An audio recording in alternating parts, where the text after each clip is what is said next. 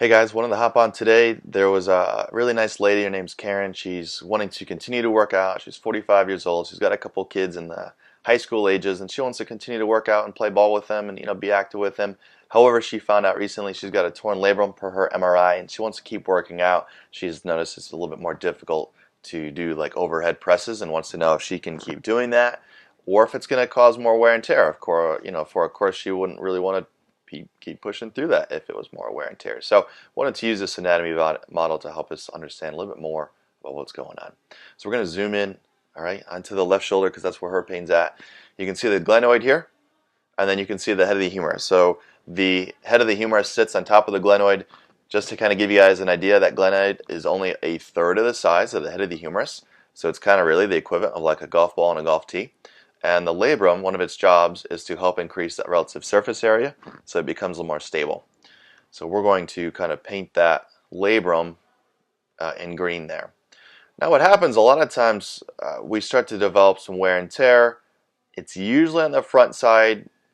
To my knowledge, there are up to 11 different types of slap tears or labral tears. So what we're going to talk about is one of the more common ones, which you would hear as like a type 2. If you got an MRI report back, it would be like a type 2 tear. And you could kind of see where we've painted that right there. Now, and coincidentally, that's kind of exactly where the lateral long head of the bicep inserts. So if we highlight that, you can see right here that lateral long head inserts onto the labrum, and it usually starts kind of what we call peeling back the labrum, right in that area where we've kind of colored it orange, where there can be the discomfort, where your pain can start to occur, where there's some, so to speak, damage. So she wants to know if she can keep working out overhead, right? So what I find a lot of times is that the muscles, you might have heard of them, the rotator cuff, they get weak and they don't start to do their job as well as they need to.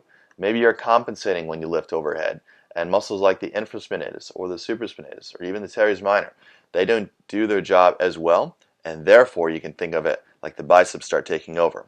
The biceps aren't really meant to act like an external rotator or like a rotator cuff, but they try to, and I notice if they continue to try to do something like that, a lot more work is being done on the labrum via the bicep tendon, and that's where you can start to have that peel back.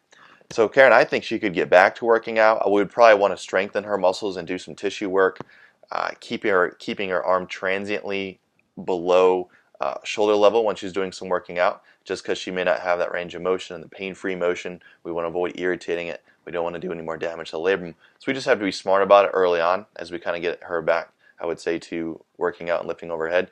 But I would say it would start by actually strengthening some of the muscles like the rotator cuff and even some of the parascapular muscles back here. We'd probably have to want to start strengthening that first before we could get into that justified pain-free range of motion overhead. So if anyone else has any specific questions about whatever it may be, whatever the doctor told you, whatever you're trying to get back to, I'd love to continue to use this anatomy model or whatever resources we need to help provide you some quick input. So thank you, Karen, so much for letting us use kind of your question as an example, and I hope that was helpful. Thank you, guys.